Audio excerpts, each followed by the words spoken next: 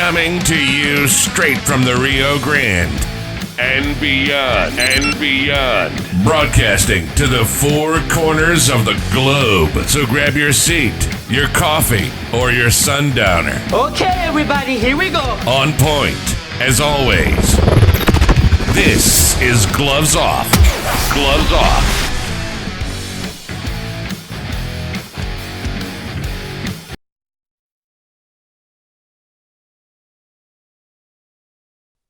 Back at you and Gloves Off. I'm Paul Buitron, and I have a great array of great, wonderful people that have fought for children and parents throughout the United States. And the reason for us getting together is because of a subject matter that many have experienced, many have seen, many have felt, not only personally, but have witnessed it with others. And that's called parental alienation. How are we doing, guys? You guys doing great? Doing good. Doing great, thank you. I want to kind of introduce yourself, and I'll start with Dewayne first, and we'll go down the line. Just a little bit about your organization and you. Oh, well, Dewayne Ward, Pissed Off Parent, one-man organization. Let's see here, what website, TikTok, InstaSnap, YouTube, Roku, you name it. Basically all things that piss me off. Generally, it's about equal shared parenting, lack thereof, the anti-family court system, child support, parental alienation, custody interference, and the fact that they had Diet Coke. Jessi Bailey, great to see you. Yeah, thank you for having me. I'm with 2503, Texas 2503. We help parents enforce their court orders. We have Facebook, TikTok, Instagram, all the above. So. Next with Jodi Mueller. Hi. I have a group I started in April 2015 called Parental Alienation Awareness Iowa. I did that even though I live in Texas. My heart was in Iowa because that's where my kids were. And I have also Parental Alienation Warriors Unite. I have Iowa Judicial Misconduct. I have a Facebook group called Clowns and Gowns. So people put in what's happened to them, what these criminals have done. I've started one called NARC. I haven't spread it out because I started learning some other stuff, but that stands for Narcissistic Abuse Runs Children. And, Texas people are so proud they don't want to be in an Iowa group. So that's why I did Parental Alienation Warriors Unite. And I actually heard the words parental alienation. I don't know if it was from God or what. I was not raised in church, but I heard it on the New Mexico-Texas border after I was coming back from getting ready to end my life at the Grand Canyon. And I pulled over. I typed the words parental alienation on Facebook, and all these groups came up. I got out of my car and started jumping up and down for joy. And I started my group right then. And I had 10 people from Iowa there by the time I got to Fort Worth. And now I go to Iowa every year. I'm in the parade, and I'm on a megaphone in front of 50,000 spectators. And I have judges' pictures on my truck, their names, even the Texas governor's name and number. And yeah, I exposed the hell out of it. And it's helped me. I've gotten rid of some U.S. reps by doing it. And several judges have stepped down because of it. That's great. Next, Orlando Marquez. Orlando, how are we doing? We're doing fine. Appreciate the invite. I'm glad everybody can show up and have this little discussion. I represent the National Parents Organization. I am the vice chair of the Texas chapter, and I'm also a pro state court coach. So I often help parents who reach out, who are representing themselves in court, and I teach them how to represent themselves and navigate their custody cases on different levels. I help them with case law, the research behind it, resources in which to find the case law, and also teach them a little bit about courtroom demeanor, what to expect, and how to behave in court and how to behave outside of court, which is equally as important. So with the Texas chapter of the National Parents Organization, we pretty much just collectively put our brains together. We try to just work with the legislators, policymakers, and just create better outcomes for kids in Texas. Absolutely. That's wonderful. Ms. Brooks, how we doing? Can you hear me? Morgan, can you hear me? Oh, yes, I can. I'm sorry. I thought you said somebody else. Yeah, no. Mr. Brooks. Grandpa fell asleep already. Yeah, thanks so much. Yeah, no, as you can tell, I'm changing my office around right now, so everything's in disarray, but it's great to be here. Thanks so much. Yeah, my name's Jeff Morgan. My only contribution is that I shouldn't say my only contribution, but I do have a YouTube channel. I've got involved with some of this stuff because I was fighting against unilateral no-fault divorce. I said it was Marxist by nature. You have no due process. And to me, when you look at what happens with unilateral no-fault divorce, that is the head of the snake. We cut off the head of that snake, and a lot of these other things will be minimized. So that's what I've been fighting for. But in the course of advocating for legislation and everything else, I met a lot of these great people right here and many, many others. And it seemed like no matter how many stones you turned over, there was always more rabbit holes and more places to go down. So every time somebody said something, I was pretty much of a novice to this stuff. I mean, I didn't know anything about it, but it seems like the more you investigate, the more you realize how corrupt, immoral, ungodly this whole system is. It's tyrannical, it's abusive. And my philosophy is this: we need to make sure that we are the final line of defense. If we do not win this war against the destruction of the family, the attack on the family, our children and our grandchildren will pay the price. So there are certain things that we can say we cannot change for ourselves, but we can make sure that for future generations, for those that are coming behind us, that we've been on the front lines fighting for them. So that's kind of what I've been doing. And I know all these guys, guys and ladies, respect them all. Jodi, I remember the day that you were talking about some of this that you mentioned, the Grand Canyon. And I mean, Jodi and I go way back. Dewayne, Orlando, Jessi, I've met various times along the way, but I've known Jodi since pretty much at the beginning. So anyway, good to be here. Thanks so much. Well, thank you all for being here. You know, what I want to get out of this is because there's a lot of people that experience alienation in one form or another. A lot of folks go into a divorce thinking it's going to be boring, and all of a sudden they've been in a fight, they come out of it and they said, okay, they're going to follow what is known as a decree.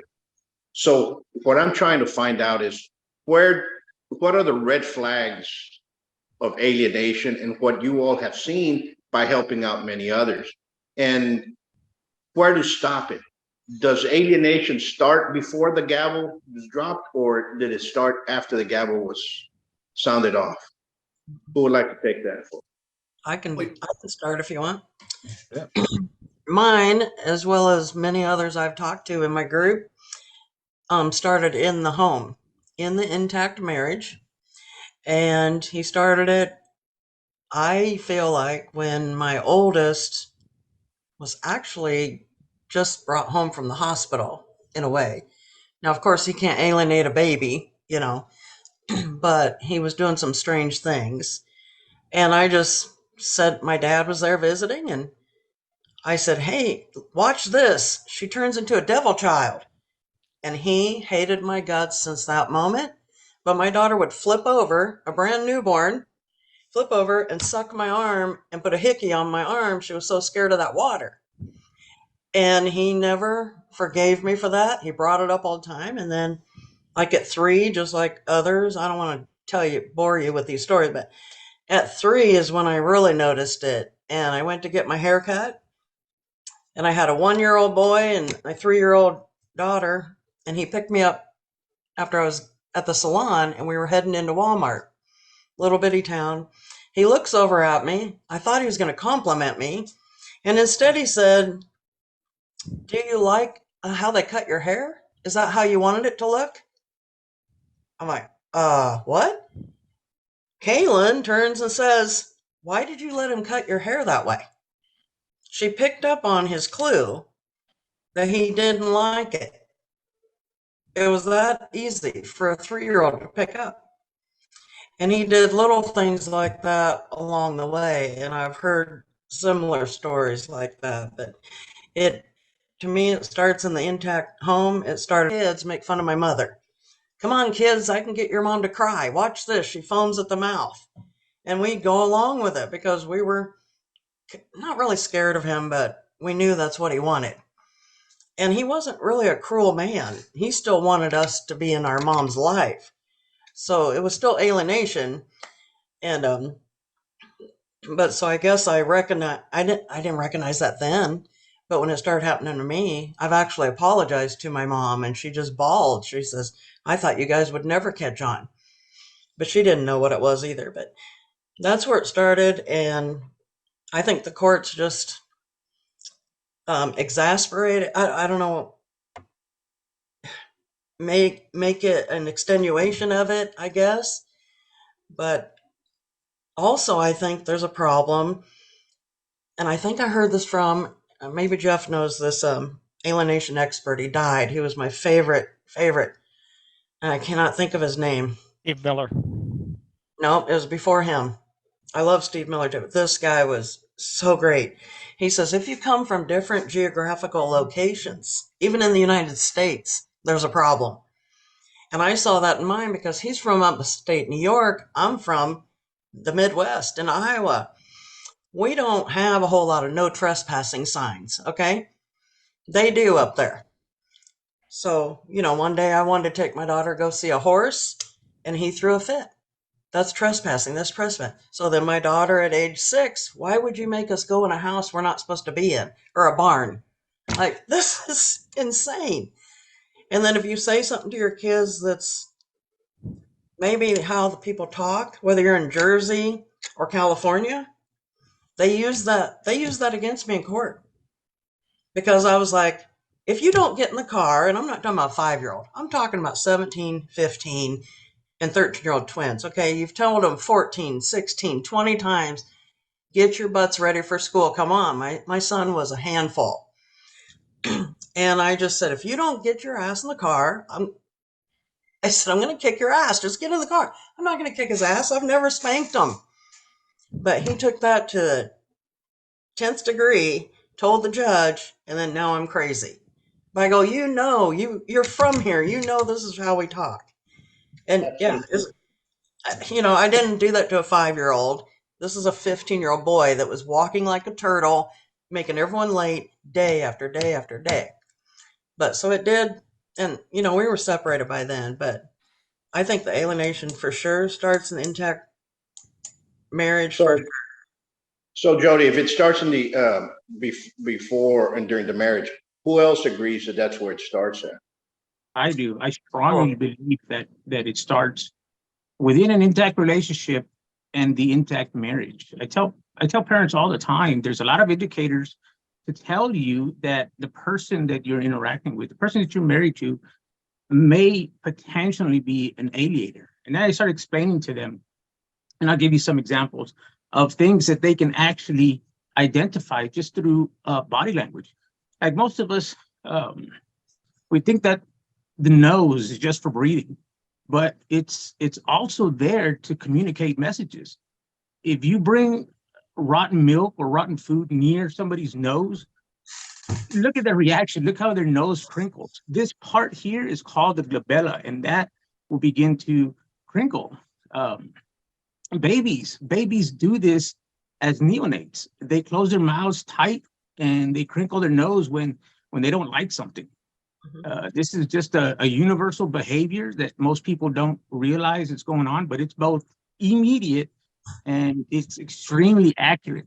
And our brains preserve this behavior to indicate to others at a very simple. You Orlando, you unmute. You got excited there. All the time in relationships, and because we communicate with this behavior. Yep, you're getting excited again. There we go.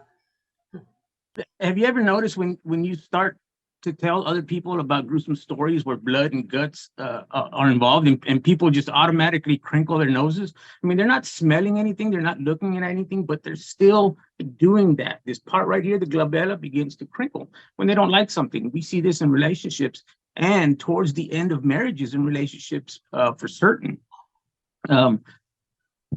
The lips also, they begin to crinkle when we're actually comfortable in our relationships or conversations with other people. Our lips are usually full, they're full of blood, they're warm.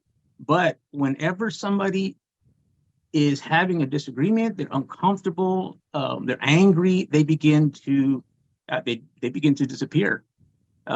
If you look at if you watch people, I do this all the time, but I watch people testify like before Congress, especially if they're under a lot of stress, you'll notice that their lips begin to disappear. You'll see this behavior at other areas with high stress, like airports when they start canceling flights. But again, when we're okay, when everything is fine and there are few problems, there's nothing that's stressing us out, our lips are full. They're full, they're pliable, they're warm. But those sentiments change all the time depending on who we're interacting with. And spouses, if you're in the relationship, you will know your spouse will immediately complain, and they'll notice that something's wrong just by the way they're being kissed.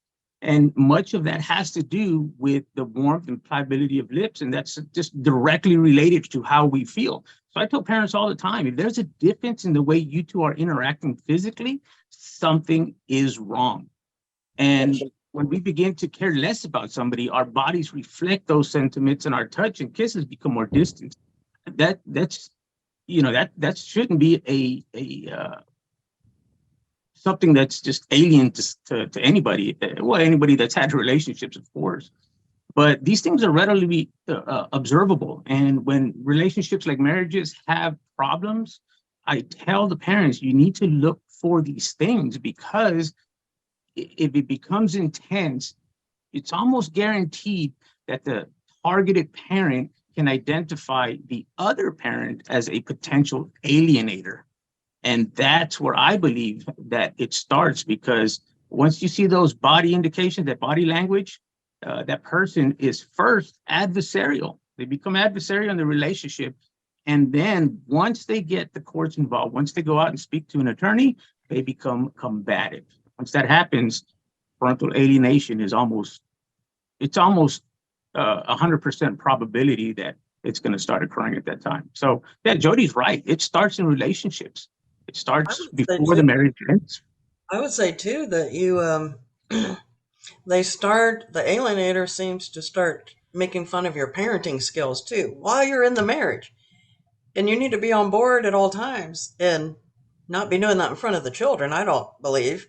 Take that somewhere else and get on board. But that was what mine was doing. That's what people I know have gone through. They were never on board. And then they take that to the court and say, oh, they're a bad mom. They let our kids eat dinner at 6:30 instead of 6. Little things like that.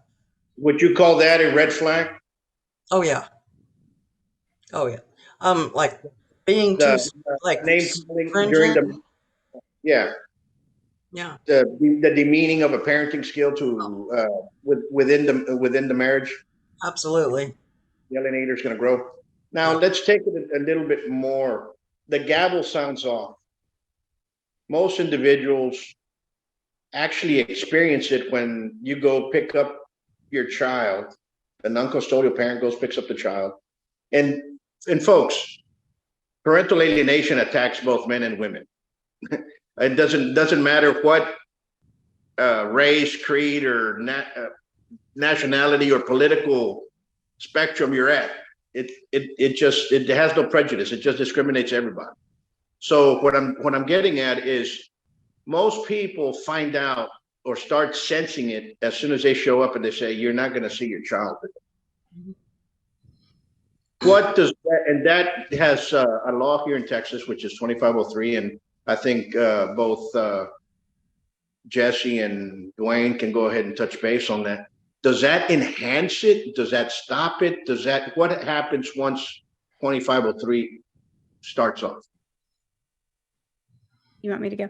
Okay. Yeah, Actually, I'll kind of explain from my own experience from my case. As soon as I showed up, of course I called for an officer to be there because I knew that he wasn't going to allow them to come.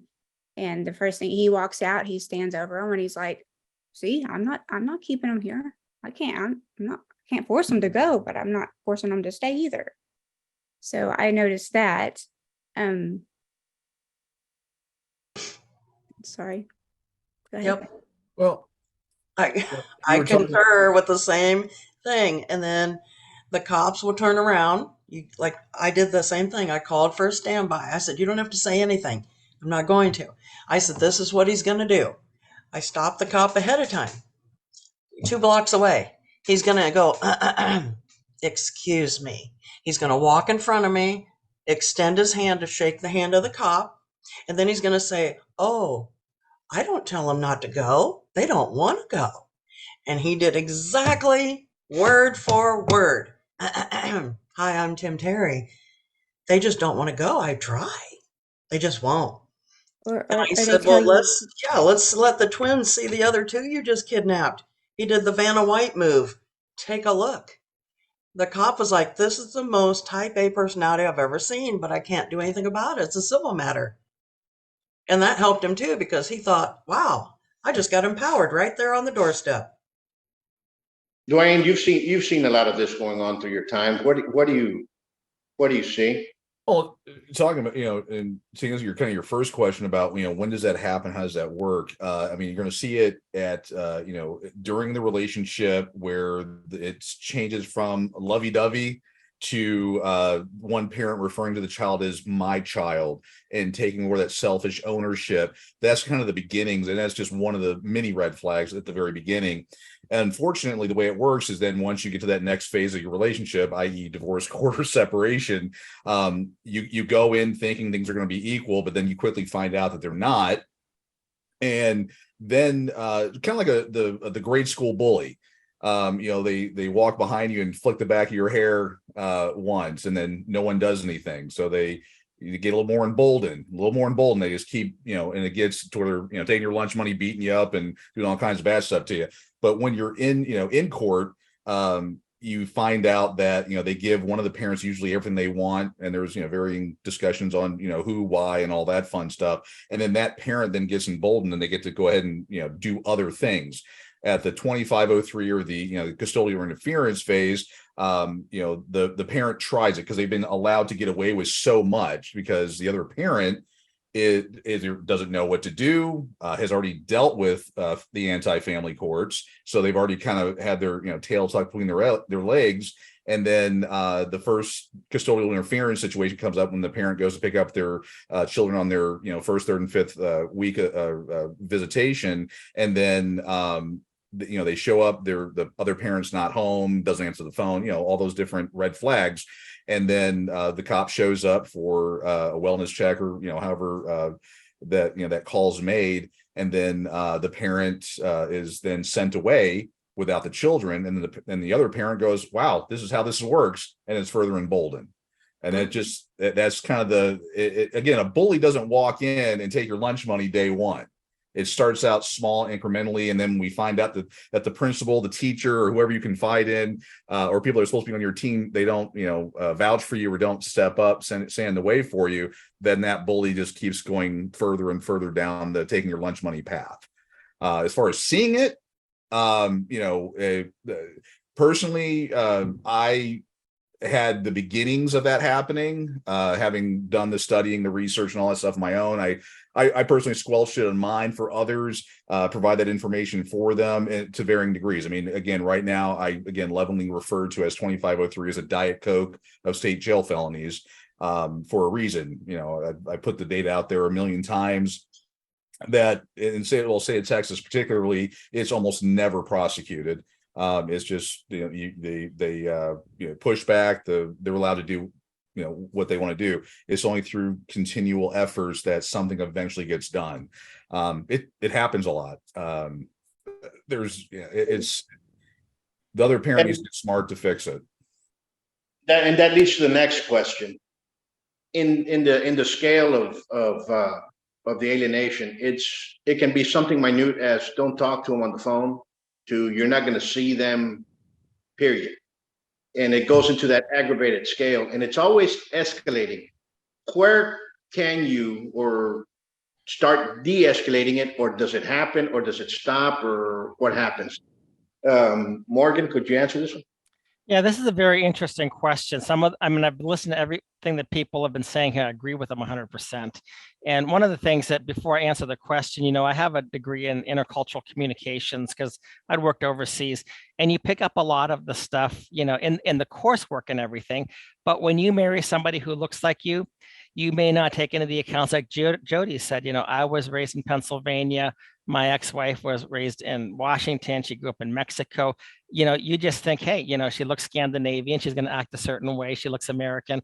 And that's not the case, And the nonverbal communication is, as we know, much the nonverbal communication is probably like what, 90%, 85 to 90% of the real communication. You can ask a person, is everything okay? Is this or whatever?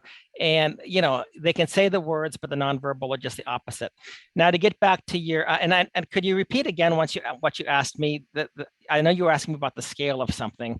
What I remember personally is that, the first time that I mentioned something to my ex-wife, I said, stop alienating me from my kids. I didn't even know what the word, I didn't even know the concept. I just said, why are you alienating me from my children? And then there were other things that would come along that, I'm sorry, I've got my dog here. But anyway, they say, well, you're so-and-so doesn't want to talk to you. They don't want to see you right now. They're thinking you're a pest. They're thinking this or thinking that. Now, I never heard that directly from them. This was a third-party communication, but when you grow up married to somebody and stuff like that, you kind of trust their communications. And it almost makes you gun shy in a way to say, okay, what am I doing? Have I done this? Have I done that? And with a lot of things, maybe that's the case that you did do something, but usually the person who is the alienator will exaggerate things. And something that Jodi was talking about with narcissists, consider the term charmer. A narcissist is a short-term charmer. I've read some of these studies that, like, if you talk with a person who's being alienated versus the narcissist alienator, a lot of times judges will side with that person because that person knows how to charm somebody. And yet the person who's responding is the person who's hurting because he or she is the victim of the whole thing. And the judge thinks you're crazy. But the charmers, the alienators, the narcissists, I think some of them very well know what they're doing as far as how to step things up. I think some of it is learned behavior. I've seen some of the stuff that I believe, and I've heard, and I've looked at some of the research that says it's transgenerational. If DNA. If their parents were alienators, they're going to pick it up as well. And I know in my specific instance, my former father-in-law talked about the time that he threw his wife's mother out of the house, and he was looking at that as like a star of, something to brag about. And yet, I didn't know the situation, never really met her, only once in her life. But when you have that as a background and somebody sees these actions taking place, it's very easy for them to be replicated later on. And like other people have said, it may start in marriage, but when it comes down to divorce, it can very easily intensify in divorce. Children are used as weapons, especially when you have a state that actually incentivizes and rewards those who use this as a weapon. And judges who may, we talked about the different cultures and everything, the judges may side with a culture that is not your culture. And automatically you're looked upon as being the stranger, the weirdo, or whatever. So there are a lot of factors involved here that alienation can be a real thing, and often it's so unnecessary. It is a tool, it is abuse, and we need to be looking at alienation as abuse, real abuse of a child, weaponization of a child against another parent. Absolutely. I agree with everybody that's here right now and in all the spectrums, and when you see it, when you start seeing people come and ask for help, or what do we do, and most of what I've seen is it starts when they file a 2503. The police goes and shows up, and all of a sudden all the world falls on the non-custodial parent that was sent there, And what happens in that sense is he thinks they have a decree, or she thinks they have a decree, and they show up and they tell the police officer, he says I'm supposed to pick him up, and the police officer says, it's a civil matter, I'm the law, I know the law, you're stupid, you're this, and all of a sudden you get that bullying mentality for somebody that you respected. And people usually come back with their tails between their legs trying to figure out what happened. Right. Well, I want to ask Jessi a question. You're talking about that scenario.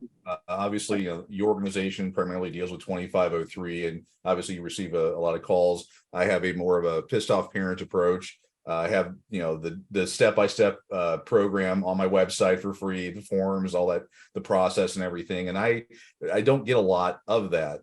In my personal experience of having dealt with it, I nipped it in the bud pretty quick and resolved it.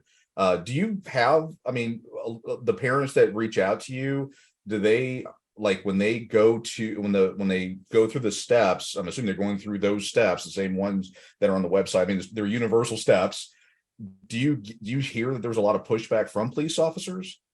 Yeah, they Really? say it's a civil matter. You need to go hire an attorney. Go talk to your attorney.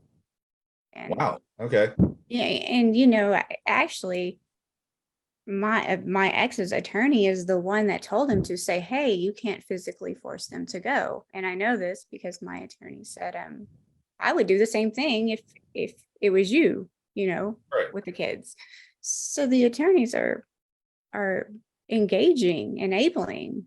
Oh yeah. the whole thing. Yeah. Couple hours But off. yeah, Of it. it's You know, it's a and that's- simple matter. Let's go back to the personal matter, because I didn't want to talk anything about personal. Sorry, reason- The reason this new change came of age was because on spring break of 2020, I went over there and one of the police officers actually unholstered his gun. He brandished his gun trying to get this done. And basically I said, you know what? I'm here on the phone. I'm going to call the police.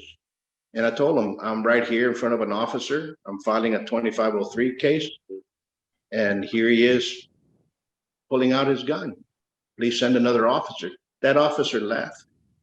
He comes back later on, about 4 hours later, and he starts not only cussing me out, he starts telling everybody else to go F you, F you, F you, and do this. And we're not even talking to him. I was talking to his superior.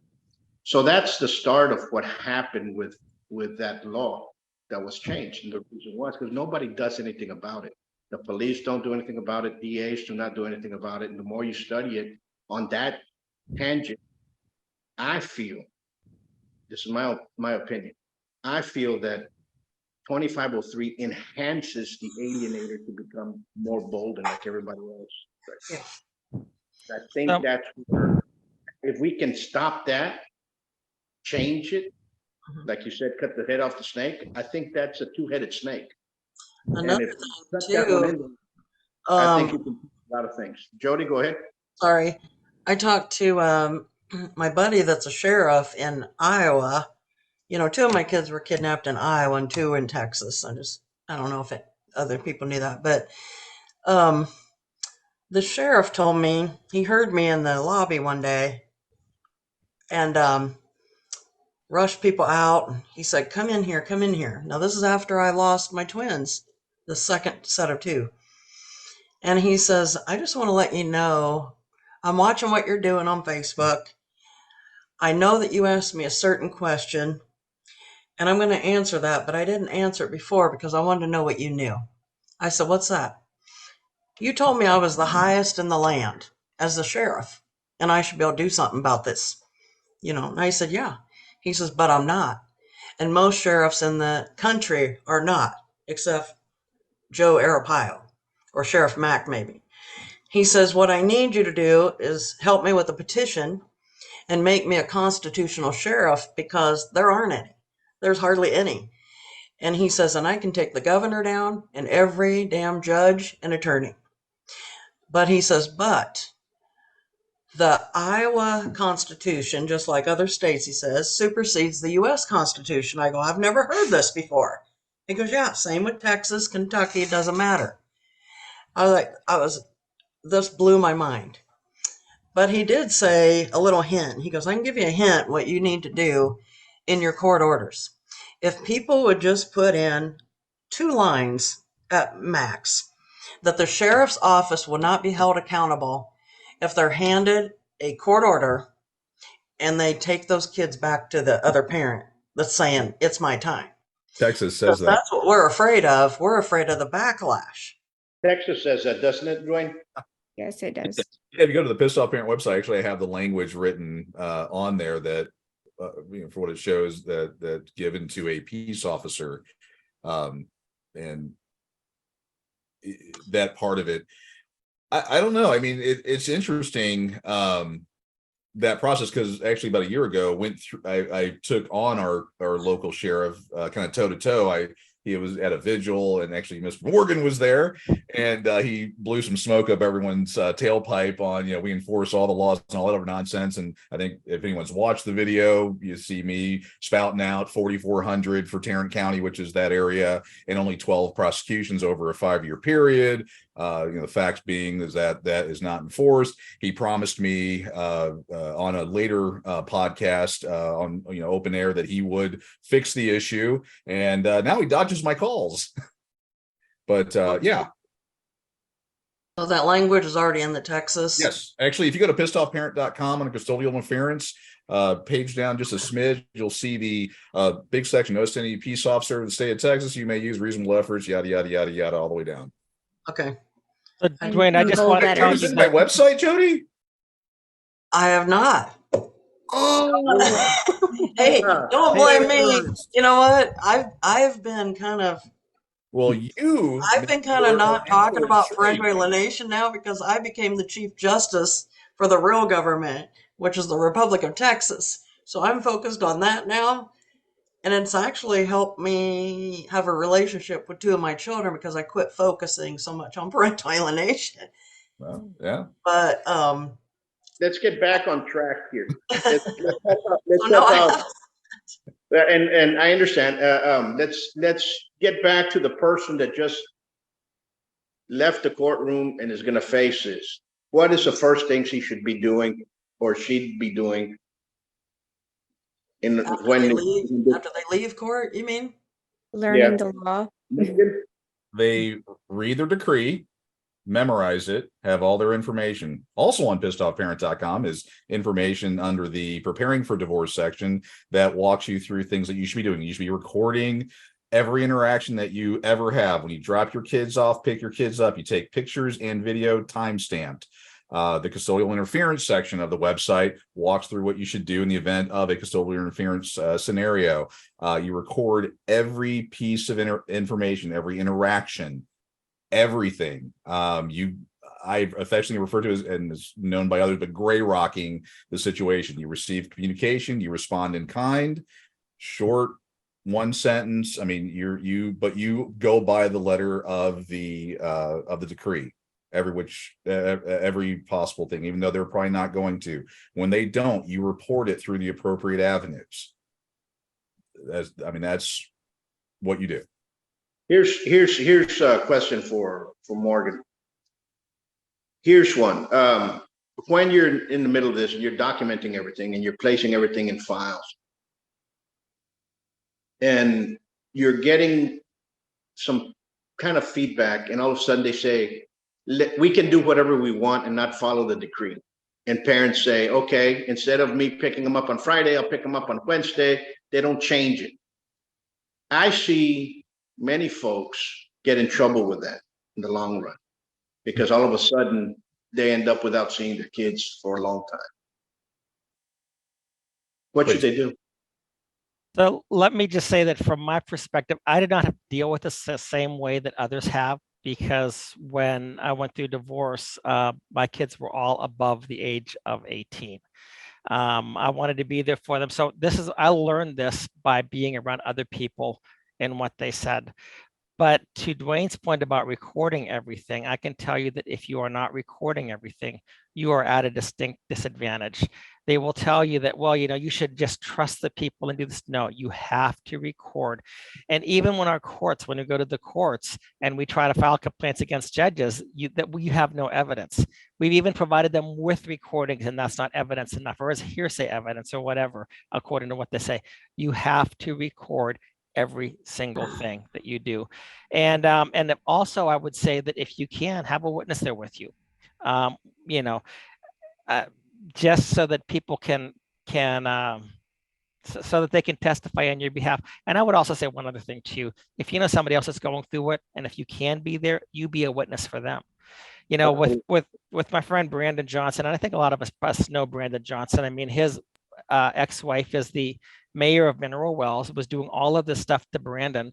And I said, Brandon, let me go out there and try to talk with her. I was going to try to reason with her. Well, we have all of that on audio. We have it on video and stuff like that. She threw me out of a restaurant because I just said, hey, I'd like to ask you to do this stuff for him. And she hated me and everything else. It's all on video. But the other thing that we found out is that when the police officer came by, because they called the police officer, I read him 2503. And he said one thing in front of me, but then there were police cams later on when he went to go see the now mayor of Mineral Wells. And all of a sudden it was kind of like he said one thing here, but another thing there. So the only thing is that people want to trust like police officers. And if we are not recording interactions, or if you're not recording things that are taking place at the drop off, I don't care if it's secretively, how you do it, you have to record to have this testimony, because you have to go in with the whole mentality that you are going to be maligned, you're going to be misrepresented, they're going to do anything possible. And if you respond after somebody has poked you in the eye, they catch your response to being poked in the eye. They don't talk about how many times they've poked you in the eye, or how many times they've beaten you or spit on you or anything else. But remember here, you're fighting for a relationship for your children. So some of these things, you're like, well, that sounds pretty, how come you're doing these things? Because you're fighting for your children. And, what is it that we are now saying that we don't need to fight for our children? We are in a war, and the opposite side often, and not in every instance it's like this, but even our state is weaponized against us having relationships with our children. So we have to say that we're in a wartime footing. We always offer peace. As Taryn would say, I'm prepared for war, but I will offer the olive branch of peace. And I know that Orlando has gone through some of this stuff as well. I mean, the people that I've respected, the people that have won, have all been people that have been willing to uncompromisingly fight. And, they did not want the fight. I did not want this fight, but I've had to respond to it. Other than that, my children, my grandchildren become victims. So I don't know if I completely answered your question, but because again, I'm in a little bit of a different scenario than other people have been, but that's what I would advise. But it's an excellent answer, and I agree with you 100%. And that's why I gave this towards you, because you've seen it from a different perspective. Mm-hmm. All of us here have experienced it, so it's a different world, and you've been dealing with it from a different perspective. Orlando, how would you take that? Here's a question that I would say: do you think, because I've heard it in several, that attorneys are pushing this, or judges enhancing this? Are they also contributing to the alienation, attorneys and judges, on their own behalf, or by fault, or by what? I absolutely believe that they add to it. When it comes to judges, once the judge applies a standard possession order, that's an automatic alienator. That's when the courts get involved and they apply their own alienation tactics. And when it comes to attorneys, they get paid by creating adversarial parties. So, they're going to tell, many times I've heard that attorneys tell their clients not to call police, not to get the police involved, not to file offense reports under Penal Code 2503, interference with child custody. This is just bad information. I've worked within the law enforcement community for over 2 decades. And when I come across parents who are having issues with interference with child custody, I tell them, look, when you leave that courtroom and you believe the other parent is going to be an alienator, and you're going to be the targeted parent that you're going to have with you at all times, 2 hard copies of your court order. 2, have one on you so that you can give to an officer if you're faced with interference with child custody. Get the other one and throw it underneath the mat. You don't need it, but in case you do, you just get it out from under your car mat. I also tell them that peace officers are going to say, unfortunately, they're going to say that it's a civil matter, but there's absolutely nothing in the Texas Penal Code that is civil. 2503 is a criminal state jail felony. Mm-hmm. And then I tell parents they have to have a printed copy of Texas Criminal Code of Procedures, Article 1401, and that's titled Offense Within View, and print out both sections or subsections A and B. Texas Code of Criminal Procedures, Article 1401, gives peace officers the statutory authority to make an arrest when a felony is being committed in their presence. And I tell parents, 2503 interference child custody is a state jail felony. That peace officer has a statutory authority to make an arrest when the parent unilaterally decides to deviate from possession schedules and keep those children.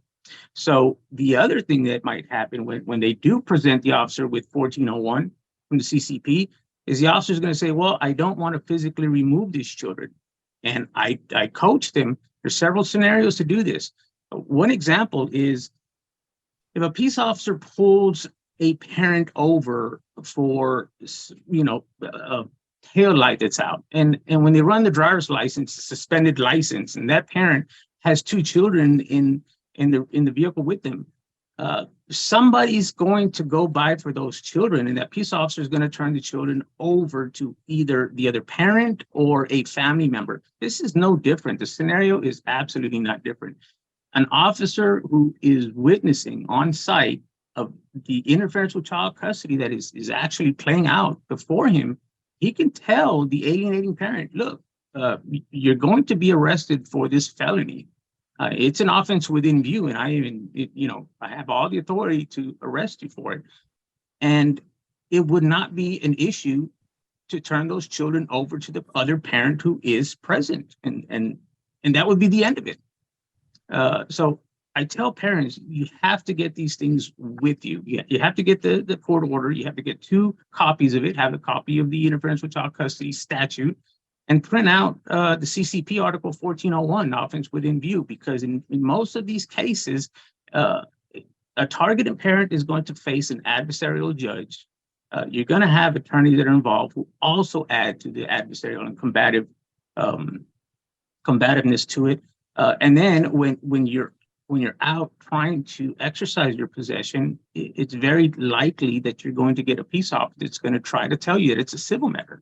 So you have all of these issues you're going to be confronted with. And the last thing you want to do is be emotional and start to raise your voice or become combative with them as well. So as long as you have these printouts with you, your chances of being able to actually be a parent and raise your kids, it increases significantly. So it does. When it starts with the judge, though. It starts with the judge, and then it's encouraged with the attorneys that create this adversarial relationships in and out of the courtrooms. Absolutely. Every single one of us has gone through it and seen it, like we were talking about before. And the spectrum's wide, and there's so many different stories that you all have helped people with, and it's non-ending, and it's something that's not going to end right now. It's going to continue going next decade, next 2-3 decades, unless laws are changed. And there's so many wrongs being done in here. One, I think the judicial,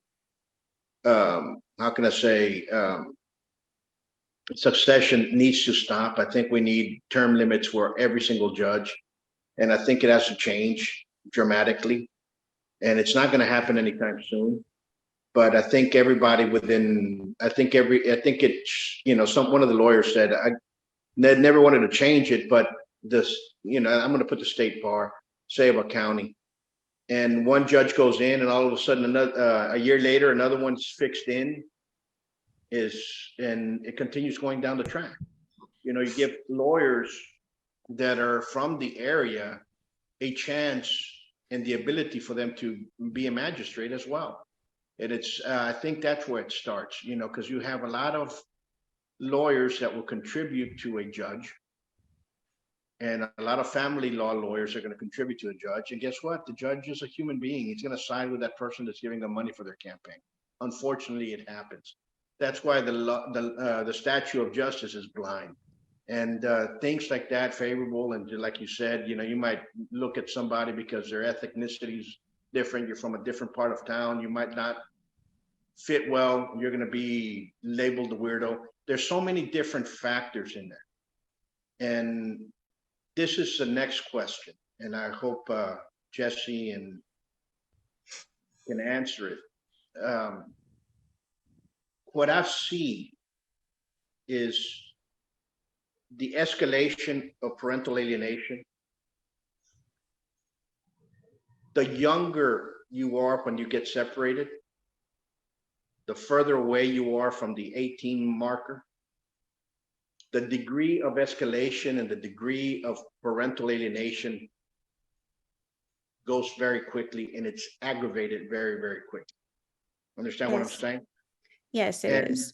In the different terms, as if you're 17 years old, 16 years old, you get a divorce, all of a sudden you got 2 years. Yeah, there might be some there, but it doesn't escalate as much as foundation.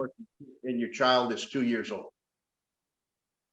Yeah, it starts at I mean, if the younger it starts, I mean, it does escalate, and it escalates fast. I mean, you can tell an alienated child from a mile away if you know what you're looking at.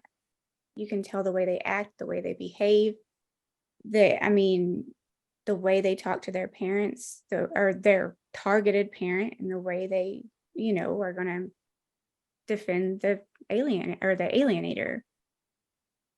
So yeah, the younger, and the less likely they're going to come around when they get older, the younger it starts. So anybody else want to? Yeah, Jessi, what you said is very true. So I dealt with a lot of, had some seminars and stuff like that about third culture kids that would be like children of ambassadors or missionaries or something, because they'd served overseas, and the characteristics of these children, that their home is supposed to be in America, but they've lived a lot of their lives overseas. They're kind of like in limbo between both places. But something about third culture kids, if you know what you're looking for, not only can you recognize those characteristics, but TCKs, the third culture kids, recognize the same characteristics in each other, and they form a different type of a group. What this alienation that takes place, or children of divorce, because I talk about the whole thing, children of divorce. The children of divorce are not doing well. People say, well, children are resilient. Children will be happy if their parents are happy. Children suffer in silence, and alienated children suffer in silence. And sometimes, they try to put together what's taking place here. And you try to make sense out of it. Your brain tries to put some type of a logical framework to it. So when you start to hear, well, your dad did this, your mom did this, that brings them some type of a sense of, okay, maybe this is what I'm dealing with. And the brainwash that takes place and the way that makes sense to them reinforces the alienation. Jessi, you're absolutely right on that, 100%. I mean, their brains don't think like we are adult brains. Right. And they still have little kid brains. So, I mean, they're not developed until they're 25. Well, it's not just that, it's that you hear, I'm sorry, but you hear about children, they go, like the children of divorce, they say something happens and their brains get stuck. You may be looking at a 25-year-old child who with a 15-year-old brain. Absolutely. There's an emotional development that gets snapped right there. And again, it's the alienation. And we don't talk enough about the issue of divorce, but I know that's not where we're going right now, or the issue of not being raised in an intact family to begin with, a family that was actually formed. But something happens, and there is research on this. But what happens is in our state, among the attorneys, I think Orlando mentioned it or somebody else mentioned that they want to profit off of this stuff. So they look at just the surface issues. But what's happening inside a child? What is happening inside a child? And by every single standard that you look at, children of divorce, children who have been alienated do worse. And even if they're doing okay, they could be doing so much better. This is a huge, huge problem, and we are not addressing this. Right. Absolutely. I mean, they go in defensive mode. They go in survival mode because they don't want to hear it. They don't want to hear that parent complain about the other parent.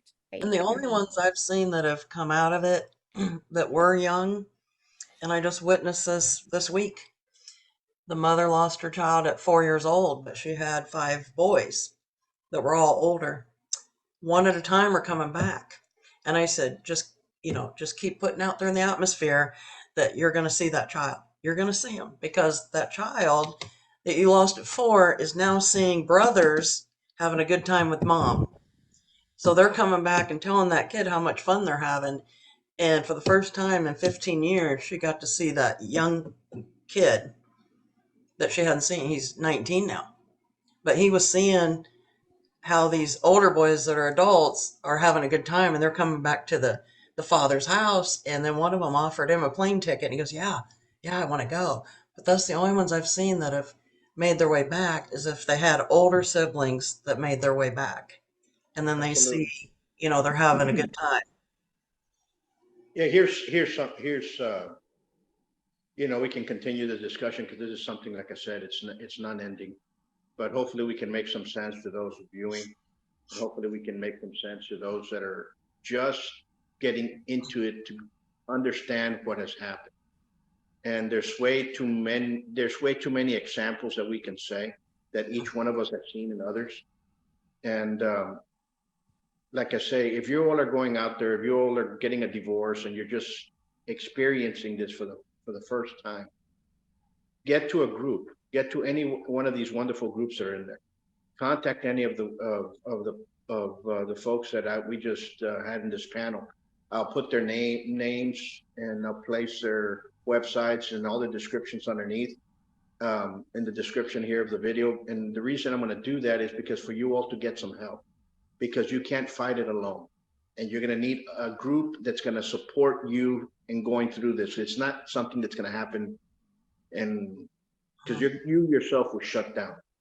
And a lot of parents shut themselves off, and all of a sudden 20, 30 years later, they're still shut in that mode. You can tell a parent that's been alienated out of a group of people, and they're like in the zone out of the rest, and those that have gotten help, they're able to cope. Understand what I'm saying? So number one, if you guys like this, if you guys enjoyed it, share, like, comment, because this is a never-ending issue that's going to continue, and it takes not one, it takes many to fight. So Dewayne, I want to thank you for being on here. Jessi, I want to thank you. Orlando, I want to thank you. Jeff, I want to thank you. And Jodi, I want to thank you as well for fighting, for producing these groups, and for continuing to help people, because you all helped me as well. And I'm a living testament of what you all are doing is great work. And we want to thank you too. You do a lot of work for kids. So we want to make sure that that we appreciate what you do all the time. Not just during legislative session, but we appreciate what you do all the time. Yeah. I'd like to also say too that more and more people are talking about this. So there are people that are being raised up, and what you said that when you go through this at the beginning, you have no idea what's taking place, and that's when you need to have somebody. And somebody now told me about this. You don't know where you are. You're looking at your own life. What did I do? What did I do? You feel like a failure. You're thinking the worst, and you had to have some people that almost like slapped you upside the face and talk some sense to you, or then started to tell you through it. So I think we have an obligation, because I don't like to say that we're victims, we're survivors, and we're trying to stop the next generation of victims. And, we may not be perfect, but we are going to be in there fighting. And thank every one of you too. I mean, every single one of you here, I know only because of this. And like I testified before the legislature last time, I know people throughout the entire state of Texas that I have no business knowing, that I now call friends. It's because we have banded together. And even though we may not have all the credentials and expertise that they want us to, we are fighting. And I see personally, I think the Titanic is starting to show signs of stress and signs of cracks. And I think that we do not stop right now. We continue to go forward, take care of Maya, that Netflix movie that came out, Sounds of Freedom. There are people that are starting to rise up. And, this is the time that we're looking for. The time it's turning in our favor. So Absolutely. Thank you for what you're doing. So I just wanted to say that the public policy of the state is to encourage parents to help, raise their kids, share in the rights and duties in raising their kids after they separated. Absolutely. So not fight, but encourage. Don't pit them against one another. So Absolutely. You're absolutely correct. Dewayne, thank you. Well, thank you Okay, for having guys. me. Until next time, you all stay in peace, and we'll leave you all with this. God bless you all. Have a great week, and remember, let's just stand up for what's right. Till next time. Thank you. Bye. Amen. Have you ever wondered about what happens in a martial arts studio? Well, you start right away by setting goals, building determination, gaining focus, building skills, all while becoming more fit, gaining confidence, and learning self-defense. Huitron Academy is a school where attitude meets aptitude. So give us a call at 956-401-4868.